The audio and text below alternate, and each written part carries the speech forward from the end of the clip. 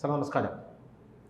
പാലക്കാട് സന്ദീപ് വാര്യർ ഏറിൽ ഇങ്ങനെ നിൽക്കുന്നത് എന്താണെന്ന് പറഞ്ഞു കഴിഞ്ഞാൽ കെ മുരളീധരനെ BJP ഇങ്ങോട്ടേക്ക് എത്തിക്കുമോ എന്നുള്ളതാണ്. ഇതിപ്പോഴല്ല, നേരത്തെ മുതലേ നടക്കുന്നൊരു സംഭവമാണ്. പത്മജ വേണുഗോപാൽ BJPയിലേക്ക് പോയപ്പോൾ കെ മുരളീധരൻ പത്മജ വേണുഗോപാൽ സ്വന്തം സഹോദരിയെ വിമർശിച്ചിരുന്നു, നിശിതമായി വിമർശിച്ചിരുന്നു. അപ്പോൾ പത്മജ പറഞ്ഞൊരു വാക്കുണ്ട്, അദ്ദേഹം എൻ്റെ ചേട്ടനാണല്ലോ, എനിക്കറിയാമല്ലോ അദ്ദേഹം എന്ത് ചെയ്യും, എപ്പോൾ ചെയ്യും, എന്തിനാണ് എന്നോട് ഇങ്ങനെ സംസാരിക്കുന്നത്, അദ്ദേഹം എത്ര പാർട്ടി മാറിയിരിക്കുന്നു, ഇങ്ങനെയാണ് പത്മജ വേണുഗോപാൽ പറഞ്ഞത്. ആ ഒരു കോൺഫിഡൻസ് BJPക്ക് ഉണ്ട്. ഇനി ആ ഒരു കോൺഫിഡൻസ് BJPക്ക് ഉള്ളത് കൊണ്ടാണോ എന്ന് എനിക്കറിയില്ല. സന്ദീപ് വാര്യർ ഇന്ന് പറഞ്ഞ ഒരു ഡയലോഗുണ്ട്, ആന, കടൽ, മോഹൻലാൽ, കെ മുരളീധരൻ, ഇവരെയൊക്കെ എത്ര കണ്ടാലും നമുക്ക് മതി വരില്ല എന്നാണ് സന്ദീപ് വാര്യർ പറഞ്ഞിരിക്കുന്നത്. കാരണം ഇവരെയൊക്കെ നമുക്ക് കണ്ടുകൊണ്ടേയിരിക്കാം. സന്ദീപ് വാര്യരെ മുരളിയേട്ടൻ എന്ന് വിളിച്ചുകൊണ്ടാണ് അഭിസംബോധന ചെയ്തിരിക്കുന്നത്. രണ്ടാമത്തെ കാര്യം എന്ന് പറയുന്നത്, ഇത് അദ്ദേഹം കേട്ടുകൊണ്ടിരുന്നത്, നമ്മുടെ മുരളീധരൻ കേട്ടുകൊണ്ടിരുന്നത് നിറകണ്ണുകളോടുകൂടിയാണ്. അദ്ദേഹം വളരെയധികം വികാരാധീനനായാണ് ഇത് കേട്ടുകൊണ്ടിരുന്നത്. ഓൾറെഡി സാറിന് അറിയാം, പാലക്കാട് മുരളീധരനെ നിർത്താനായിട്ടുള്ള ഒരു ചർച്ച ഉണ്ടായിരുന്നെന്നും അത് പേര് വെട്ടിയെന്നും ആ കത്ത് പുറത്തു വന്നപ്പോഴാണ് ഇത് തിരിച്ചറിഞ്ഞതെന്നും.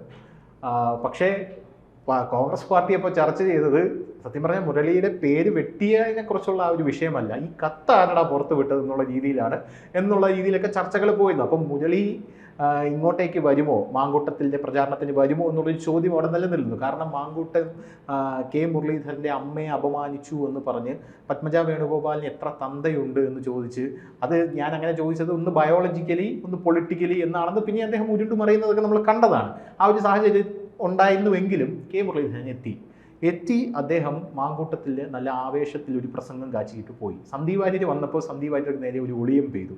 അദ്ദേഹം പറഞ്ഞത്, വെറുപ്പിൻ്റെ കടയിൽ നിന്ന് സ്നേഹത്തിൻ്റെ കടയിലേക്ക് വന്ന സന്ദീപ് വാര്യർ ഈ സ്നേഹത്തിൻ്റെ കടയിൽ എന്ന് നിന്നാൽ കൊള്ളാം എന്നാണ് അദ്ദേഹം പറഞ്ഞത്. പിന്നീട് അദ്ദേഹം ആ നിലപാടിൽ വീണ്ടും ഉരുണ്ട് കളിച്ചു. അത് പണ്ട് മഹാത്മാഗാന്ധിയെ വെടിവെച്ച് കൊന്നൊരു പാർട്ടി ചെറുതായിട്ട് വെടിവെച്ച് കൊന്നു എന്ന് പറഞ്ഞതിൻ്റെ പേരിലാണ്, പിന്നെ രാഹുൽ ഗാന്ധിയെ നിശിതമായിട്ട് വിമർശിക്കുന്നു എന്നൊക്കെ പേരിലാണ് ഞാൻ പറഞ്ഞതെന്ന് പറയുന്നു. സന്ദീപ് വാര്യർക്ക് അനുനയിപ്പിക്കാൻ പറ്റുമോ കെ മുരളീധരനെ? അദ്ദേഹം BJPയിലേക്ക് വരാനുള്ള സാധ്യതയുണ്ടോ? സാറിന് എന്താ തോന്നുന്നത്?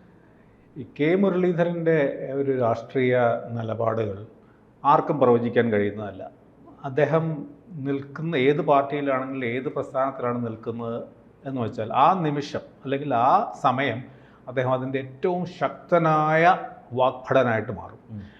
മറുകണ്ടത്ത് ചാടാൻ അദ്ദേഹത്തിന് യാതൊരു പ്രയാസവുമില്ല. രാഷ്ട്രീയത്തിൽ യാതൊരു തരത്തിലുള്ള സ്വന്തം അച്ഛൻ പോലും ധിക്കരിച്ചുകൊണ്ട് അദ്ദേഹം ഇടതുപക്ഷത്ത് നിൽക്കാൻ ശ്രമിക്കുകയും അവസാനം അവിടുന്ന് പരാജയപ്പെടുകയും അവിടുന്ന് മാറുകയും AK ആൻ്റണിയെ മുക്കാലി കെട്ടി അടിക്കണം എന്ന് പണ്ട് ഒരു പ്രസ്താവന നടത്തുകയും അതിനുശേഷം ഉമ്മൻചാണ്ടി കേരളം കണ്ട ഏറ്റവും വലിയ കള്ളനാണെന്ന് പ്രഖ്യാപിക്കുകയും ഒക്കെ ചെയ്ത ഒരാളാണ് കെ മുരളീധരൻ.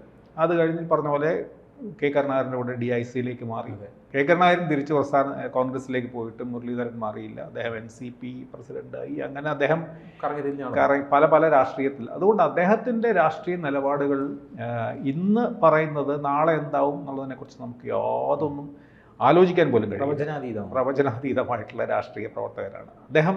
ഈ പറഞ്ഞതാണ്, അദ്ദേഹം നിൽക്കുന്ന സമയത്ത് അദ്ദേഹം അതിൻ്റെ ശക്തനായ പോരാളി, എതിരാളികളെ അരിഞ്ഞു വീഴ്ത്തുകയും തൻ്റെ വാക്കുകൾ കൊണ്ട് അദ്ദേഹം തകർത്ത് കളയുകയൊക്കെ ചെയ്യും. ഇന്നിപ്പം പിണറായി വിജയനെ അറ്റാക്ക് ചെയ്യാൻ ഒരുപക്ഷെ രമേശ് ചെന്നിത്തലയും സതീഷിനുമായിട്ട് മത്സരിച്ച് മുമ്പ് നിൽക്കുന്നത് ഇദ്ദേഹമാണ്, മുരളീധരനാണ്. അതുകൊണ്ട് തന്നെ മുരളീധരൻ്റെ രാഷ്ട്രീയം എന്ന് പറയുന്നത് അദ്ദേഹം BJPയിലേക്ക് പോവുക എന്ന് പറഞ്ഞാൽ അദ്ദേഹം ഇതുവരെ ചെയ്തിട്ടില്ലാത്ത ഒരു കാര്യമാണ്. അദ്ദേഹം ഇടതുപക്ഷത്തും കോൺഗ്രസും നേരത്തെ നമ്മൾ സംസാരിച്ച പോലെ ഒരു പലതരത്തിലുള്ള ചില പൊതുഘടകങ്ങൾ കുറച്ചെങ്കിലും കണ്ടെത്താൻ കഴിയുന്ന ചില രാഷ്ട്രീയ ചേരികളിലെ മാറിയിട്ടുള്ളൂ. പക്ഷേ മുരളീധരൻ്റെ ഒരു രീതി അനുസരിച്ച് അദ്ദേഹത്തിന് അതൊരു കാര്യം. രണ്ടാമത്തെ കാര്യം, അദ്ദേഹത്തിൻ്റെ കോൺഗ്രസിൽ അദ്ദേഹത്തിൻ്റെ നിലനിൽപ്പ് വലിയ ബുദ്ധിമുട്ടിലാണെന്നുള്ളതിനെ പറ്റി ഒരു സംശയമുണ്ട്. അദ്ദേഹം വാസ്തവത്തിൽ സതീഷിൻ്റെയൊക്കെ മുകളിൽ നിൽക്കേണ്ട ആളാണ്. അദ്ദേഹം ഒതുക്കി KPCC പ്രസിഡന്റ്. അദ്ദേഹം KPCC പ്രസിഡൻ്റായത് തീർച്ചയായിട്ടും കെ കരുണാകരൻ്റെ സഹായം കൊണ്ടാണ്. തെന്നല ബാലകൃഷ്ണപിള്ളയെ പോലെ ഒരു തലമുതിർന്ന എന്ന് പറഞ്ഞാൽ അദ്ദേഹം കോൺഗ്രസ് രാഷ്ട്രീയത്തിലെ ഏറ്റവും മുതിർന്ന ഒരു നേതാവിനെ രാഖി രാമാനാണ് AK ആൻ്റണി കരിവേപ്പില പോലെ മാറ്റി അദ്ദേഹത്തിന് KPCC പ്രസിഡന്റ്. പക്ഷേ KPCC പ്രസിഡൻ്റായിട്ട് അദ്ദേഹം വളരെ തിളങ്ങി. അദ്ദേഹം ഇന്ദിരാഭവൻ കെട്ടിപ്പൊക്കി, മറ്റൊരുപാട് കാര്യങ്ങൾ ആൻ്റണിയുമായിട്ട് നല്ല ബന്ധത്തിൽ, ആൻ്റണി മുഖ്യമന്ത്രിയാണെങ്കിൽ അതുപോലെ ശക്തനായ പിന്തുണ നൽകി. അങ്ങനെ അദ്ദേഹം വലിയ കാര്യക്ഷമതയുള്ള ആളുമാണ്. അദ്ദേഹം നിൽക്കുന്ന സ്ഥലങ്ങളിൽ, നിൽക്കുന്ന സ്ഥാനങ്ങളിൽ അദ്ദേഹം കാര്യക്ഷമമായി പ്രവർത്തിക്കുകയും ചെയ്യും. അദ്ദേഹം MLA ആയിട്ട് വട്ടിയൂർക്കാവിൽ വളരെയധികം ശോഭിച്ച ആളാണ്. കോഴിക്കോട് MP ആയിട്ട് പലതവണ ശോഭിച്ച് വീരേന്ദ്രകുമാറിനെ പോലെയൊക്കെയുള്ള, MP ചിവാവെ പോലെയൊക്കെയുള്ള വലിയ നേതാക്കന്മാരെ പോലും തോൽപ്പിച്ച ആളാണ്.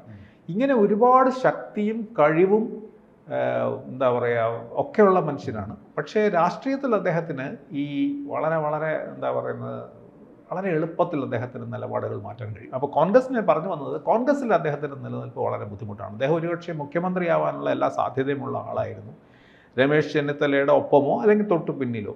ഇപ്പോൾ നമ്മൾ കാണുന്നത് അദ്ദേഹത്തിന് ആ ഒരു ഒന്നാം നിരയിൽ അദ്ദേഹത്തിൻ്റെ ഒരു കസേരയുണ്ട്. KPCCയിൽ ഒരു ഫോർമലായിട്ടുള്ള കസേര, കാരണം ആരുടെ മകനാണെന്നുള്ള ഒഴിച്ചാൽ ഈ കണക്കെടുപ്പുകളിലൊന്നും ഒന്നാം സ്ഥാനത്തേക്ക് അദ്ദേഹത്തിന് വരാനുള്ള സാധ്യത വളരെ കുറവാണ്. KC വേണുഗോപാൽ മുതൽ VD സതീശൻ വരെയുള്ള ഒരു നീണ്ട നിര, K സുധാകരൻ, രമേശ് ചെന്നിത്തല, ഇങ്ങനെയൊക്കെ പോകുന്നു. ഈ വലിയ നിരയെ മറികടന്ന്, അതുകൊണ്ട് അദ്ദേഹത്തിൻ്റെ രാഷ്ട്രീയ വളർച്ച ഏറെക്കുറെ സ്തംഭിച്ചു നിൽക്കുന്ന ഒരു അവസ്ഥയാണ് ഇപ്പോൾ. ഇനി അദ്ദേഹത്തിന് എന്ത് എന്നുള്ളത് ചോദിച്ചാൽ, ഈ പറഞ്ഞ അദ്ദേഹം തന്നെ പറയാറുണ്ട്, അദ്ദേഹം മത്സരിക്കില്ല, അസംബ്ലി വേണ്ട, ലോക്സഭ വേണ്ട എന്നൊക്കെ പറയും. അപ്പോൾ അദ്ദേഹത്തിൻ്റെ അദ്ദേഹത്തിന് ഇപ്പോൾ ഒരു 70 വയസ്സിൻ്റെ അടുത്ത് 68ഒക്കെ ആയിട്ടുള്ളൂ, അല്ലെങ്കിൽ 67, 68ഒക്കെ ആയിട്ടുള്ളൂ. രാഷ്ട്രീയ ഭാവി അദ്ദേഹത്തിന് ഇനിയുണ്ട്. അപ്പോൾ അദ്ദേഹം ഇനി എന്ത് ചെയ്യണം? അദ്ദേഹം രാഷ്ട്രീയമായിട്ട് വളരെ അംബീഷ്യസ് ആയിട്ടുള്ള നേതാവാണ്, വളരെ വലിയ മോഹങ്ങളുള്ള ആളാണ്, രാഷ്ട്രീയ കഴിവുകളുള്ള മനുഷ്യനാണ്, നല്ല സംസാരിക്കുന്ന ആളാണ്. അതുകൊണ്ട് അദ്ദേഹത്തിന് ഇനി എവിടെയാണ് പോസിബിൾ? അതുകൊണ്ട് BJPയിൽ ഒരു വളരെ നല്ല ആകർഷകമായിട്ടുള്ള ഒരു ഓഫർ BJPയിൽ നിന്ന് വരികയാണെങ്കിൽ മാറിക്കൂടായിയൊന്നുമില്ല. അദ്ദേഹത്തിൻ്റെ രാഷ്ട്രീയ ഒരു പശ്ചാത്തലവും ഭൂതകാലവും നോക്കുകയാണെങ്കിൽ എന്നാണ് എനിക്ക് തോന്നുന്നത്. ഈ കോൺഗ്രസ് ഇപ്പോൾ മുരളീധരനോട് എടുക്കുന്ന ഒരു നിലപാട് സാറ് ശ്രദ്ധിക്കുന്നുണ്ടല്ലോ. അതായത് അദ്ദേഹം വട്ടിയൂർക്കാവ് 2 തവണ MLA ആയിട്ട് നിന്നു. വട്ടിയൂർക്കാവിലെ ജനങ്ങൾ അദ്ദേഹത്തെ നെഞ്ചിലേറ്റിയെന്ന് രാഷ്ട്രീയ, ജാതി, മത, ലിംഗ, വർണ്ണ ഭേദമന്യേ അദ്ദേഹം എല്ലാവർക്കും എല്ലാ കാര്യം. അവിടെയുള്ള RSSകാർ പോലും പറയുന്നത് ഞങ്ങൾ സത്യം പറഞ്ഞാൽ മുരളീധരനെ കാര്യക്ഷമതയുള്ള ആളാണ്. ഏത് സ്ഥാനത്ത് വന്നാലും അങ്ങനെ നിന്ന് പ്രവർത്തിച്ചിരുന്ന ഒരാളെ അവിടെ നിന്ന് നേരെ പൊക്കിയെടുത്തുകൊണ്ട് വടകരയിൽ കൊണ്ടിട്ടു. വടകരയിൽ അദ്ദേഹം ജയിച്ചു, സമാനമായ രീതിയിൽ അവിടെ പ്രവർത്തിച്ചു. വടകരയിൽ നിന്ന് അദ്ദേഹത്തിന് നേമത്തോട്ട് കൊണ്ടുവന്നു. നേമത്ത് അദ്ദേഹം തോറ്റുകൊണ്ടു. അതിനുശേഷം അദ്ദേഹത്തിന് വീണ്ടും വടകര അദ്ദേഹം നിൽക്കാമെന്ന് പറഞ്ഞു. വേണ്ട, ഷാഫി പറമ്പില്ല മതി എന്ന് പറഞ്ഞു ഷാഫിയെ കൊണ്ടിട്ടു. എന്നിട്ട് അദ്ദേഹത്തിന് പത്മജ പോയ അതും അവസാനമാണ്.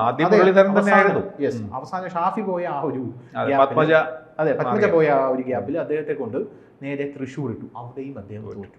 അദ്ദേഹത്തെ ഒതുക്കിയതാണോ എന്നുള്ളൊരു സംശയം പല ആൾക്കാരും ചോദിക്കുന്നുണ്ട്. എന്തിനാണ് ഈ മുരളീധരനെ ഭയപ്പെടുന്നത്? തീർച്ചയായിട്ടും മുരളീധരനാണ് വ്യക്തിപരമായി അദ്ദേഹത്തിന് പാർട്ടിക്കുള്ളിൽ വലിയ സപ്പോർട്ടില്ലാത്ത മനുഷ്യനാണ്. അത് നേതാക്കന്മാരുടെ ഇടയിലായാലും അണികളുടെ ഇടയിലായാലും.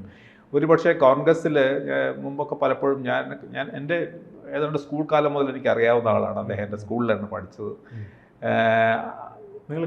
ഞങ്ങൾ ക്ലാസ്മേറ്റ്സ് അല്ല, വേറെ ഡിവിഷനാണ്. പക്ഷേ ഏതാണ്ട് ഒരേ അദ്ദേഹം കരുണാകരൻ ഇവിടെ മുഖ്യമന്ത്രി ആയതിനു ശേഷമാണ് അദ്ദേഹം ഇവിടെ വന്ന് സെൻറ്റ് ജോസഫ് സ്കൂളിൽ ചേരുന്നത്. അന്ന് സെൻറ്റ് ജോസഫ് സ്കൂളിൽ പല മന്ത്രിമാരുടെയും മക്കള്, അടിയോടിയുടെ മകൻ, 2 മാസം ആദ്യം അവിടെയാണ് ചേർന്നത്. അദ്ദേഹം KG അടിയോടി എന്ന് കരുണാകരൻ്റെ പ്രിയങ്കരനായിട്ടുള്ള നേതാവ്, അദ്ദേഹത്തിൻ്റെ മകൻ എൻ്റെ ക്ലാസ്മേറ്റ് ആയിരുന്നു, രാജൻ ഡോക്ടർ.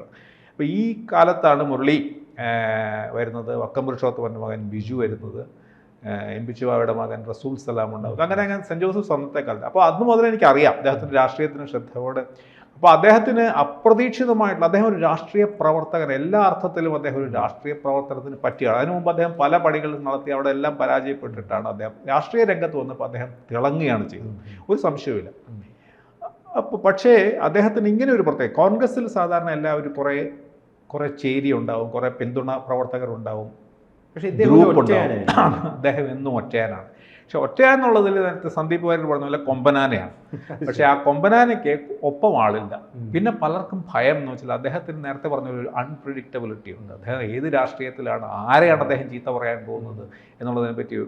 അപ്പോൾ അദ്ദേഹത്തിൻ്റെ ലോയൽറ്റി നമുക്കൊരു ഒരു ഒരു ഒരു ഫിക്സഡ് ഡെപ്പോസിറ്റ് അല്ല, ആർക്ക് വേണമെങ്കിലും എങ്ങോട്ടും അദ്ദേഹം കൈമാറാം. അതുകൊണ്ട് തന്നെ കോൺഗ്രസിൻ്റെ സാധാരണ രീതിയിലുള്ള പ്രവർത്തനത്തിന് അദ്ദേഹം ഇപ്പോൾ റെയിൽവേ സ്റ്റേഷനിൽ ട്രെയിനിലൊക്കെ യാത്ര ചെയ്യുമ്പോൾ നമുക്ക് കാണാം, മറ്റു യാത്രക്കാരെ പോലെ, മറ്റു നേതാക്കന്മാരെ പോലെ കൂടെ ഒരു പറ്റം, സ്റ്റേഷനിൽ ഒരു സംഘം, ഇതൊന്നും അദ്ദേഹത്തിനില്ല. അദ്ദേഹം ഒറ്റയ്ക്കാണ് യാത്ര ചെയ്തത്. അപ്പോൾ അത് പക്ഷേ ഈ കോൺഗ്രസ് രാഷ്ട്രീയത്തിൽ അദ്ദേഹത്തിൻ്റെ സ്വഭാവം കാരണം, അദ്ദേഹത്തിൻ്റെ ശക്തിയും ദൗർബല്യവും എല്ലാം കാരണമാണ്. അദ്ദേഹത്തിന് അങ്ങനെ ഒരു കോൺസ്റ്റിറ്റ്യുവൻസി ഇല്ല, ഒരു മണ്ഡലം നേതാക്കന്മാരുടെ ഇടയിലില്ല, ഒരു ഗ്രൂപ്പുമായിട്ട് അദ്ദേഹത്തിന് ബന്ധമില്ല, ഒരു നേതാവുമായിട്ട് അദ്ദേഹത്തിന് വ്യക്തിപരമായി ബന്ധമില്ല. അത് ഒരു തരത്തിൽ നല്ലതാണ്, മറുതരത്തിൽ അദ്ദേഹം ഒരു രാഷ്ട്രീയത്തിൽ തന്നിഷ്ടക്കാരനാണ്, തൻ്റെ നിലപാടുകൾ മാത്രമാണ് അദ്ദേഹത്തിന്. അതുകൊണ്ട് തന്നെ അദ്ദേഹത്തിന് ഒരു കോൺസ്റ്റിറ്റ്യുവൻസി ഇല്ലാത്തതുകൊണ്ട് ഈ പ്രശ്നം പറ്റി. പിന്നെ എല്ലാവർക്കും ഭയമാണ്, അദ്ദേഹം ആരെയും മുമ്പിൽ പോകും. അതുകൊണ്ട് അവസരം കിട്ടുമ്പോഴൊക്കെ അദ്ദേഹത്തെ ഒതുക്കണമെങ്കിൽ അതിന് ഒരു വലിയ സംഘം ഒന്നിച്ചു വരും. അത് ഐ ഗ്രൂപ്പ് ആയാലും എ ഗ്രൂപ്പ് ആയാലും അല്ലെങ്കിൽ ഈ പുതിയ ഗ്രൂപ്പുകൾ KC വേണുഗോപാലിൻ്റെ ഗ്രൂപ്പ് ആയാലും. അതുകൊണ്ട് മുരളീധരൻ്റെ അദ്ദേഹത്തിൻ്റെ വ്യക്തിപരമായ ചില പ്രത്യേക കഴിവുകൾ കൊണ്ടും കരുണാകരൻ്റെ മേൽവിലാസം കൊണ്ടും മാത്രം നിൽക്കുന്ന ഒരാളാണ്. അതുകൊണ്ട് കോൺഗ്രസ്സിൽ അദ്ദേഹം ഒതുക്കപ്പെടുക തന്നെയാണ് ചെയ്തത്. പക്ഷേ കോൺഗ്രസ്സിൽ അദ്ദേഹത്തിന് വളർച്ച വളരെ വളരെ ബുദ്ധിമുട്ടായിരിക്കും എന്നാണ് എനിക്ക് തോന്നുന്നത്. ഇനി ഇതിനപ്പുറം അദ്ദേഹത്തിൻ്റെ തന്നെ ചിലപ്പോൾ പറഞ്ഞാൽ ഒരിക്കലും കോൺഗ്രസ്സിന് കിട്ടാൻ കഴിയില്ലാത്ത ചില സീറ്റുകളിൽ പോയി നിന്ന് ജയിക്കുകയൊക്കെ ചെയ്തേക്കാം. അങ്ങനെയൊക്കെ ചിലപ്പോൾ അദ്ദേഹം വ്യക്തിപരമായ നേട്ടങ്ങളിലൂടെ ചിലപ്പോൾ എല്ലാവരെയും മറികടന്ന് പോകാനുള്ള കഴിവുള്ള ആളാണ്. പക്ഷേ സംഘടനയ്ക്കുള്ളിൽ അദ്ദേഹത്തിന് മുന്നോട്ട് പോകാനുള്ള വഴികൾ ഏതാണ്ട് അടഞ്ഞിരിക്കുകയാണെന്ന് എനിക്ക് തോന്നുന്നു. Thank you sir. കൂടുതൽ വാർത്തകളും വിശേഷങ്ങളും നിങ്ങളിലേക്ക് എത്താൻ ABC മലയാളം സബ്സ്ക്രൈബ് ചെയ്യുക, ബെൽ ബട്ടണും അമർത്തുക.